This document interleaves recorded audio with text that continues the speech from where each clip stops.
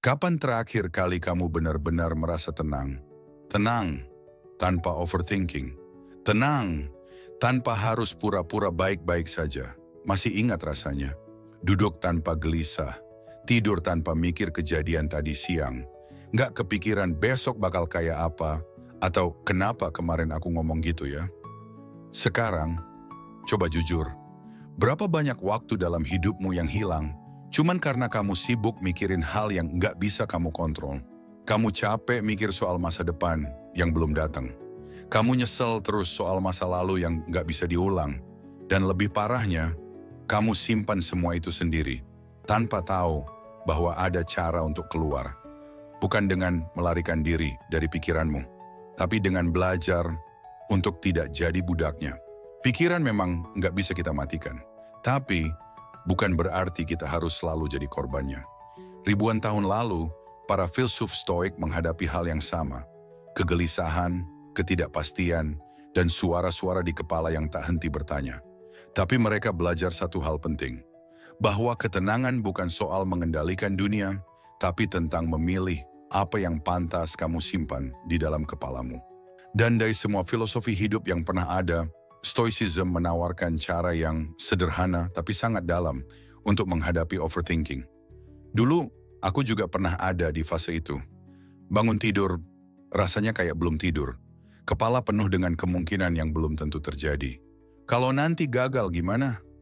Kalau orang tuaku kecewa? Kalau aku nggak cukup bagus? Dan di momen itu, aku cari cara buat menenangkan diri. Tapi yang aku temukan bukan pelarian, justru malah sebuah prinsip hidup, Stoicism.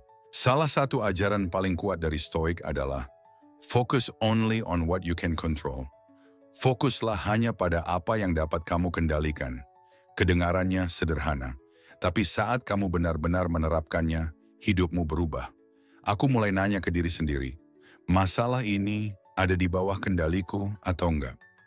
Kalau jawabannya tidak, aku belajar untuk melepas. Bukan karena menyerah, tapi karena aku memilih untuk tidak menyiksa diri. Contoh kecilnya, waktu aku nunggu hasil wawancara kerja, biasanya pikiranku panik. Kenapa belum dibalas? Apa aku terlihat gugup tadi? Tapi aku belajar bilang ke diri sendiri, aku sudah melakukan yang bisa aku kontrol. Sisanya bukan tugasku lagi.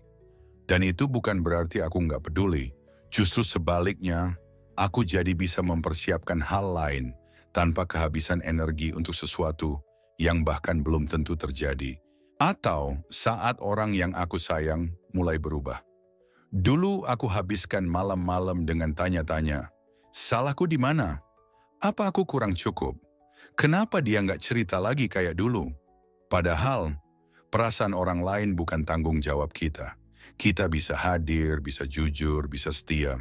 Tapi ujungnya, kita nggak bisa maksa seseorang tetap tinggal. Dan di situ Stoik ngajarin aku satu hal.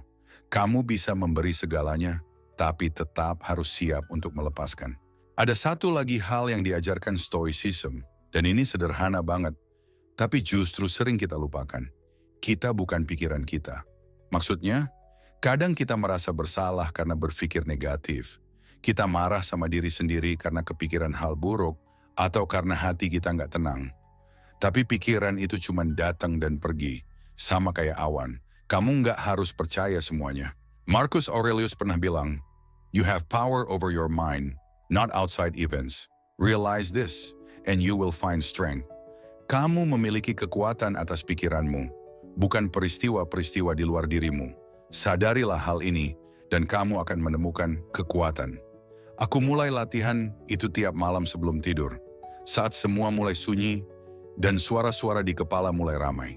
Aku tulis satu kalimat. Apa yang aku pikirkan hari ini dan mana yang sebenarnya layak aku simpan? Ternyata banyak yang selama ini cuma mampir. Tapi aku terlalu takut untuk melepaskan. Tentang penilaian orang, tentang ekspektasi yang nggak realistis, tentang masa depan yang belum tentu terjadi. Dan pelan-pelan aku belajar satu hal.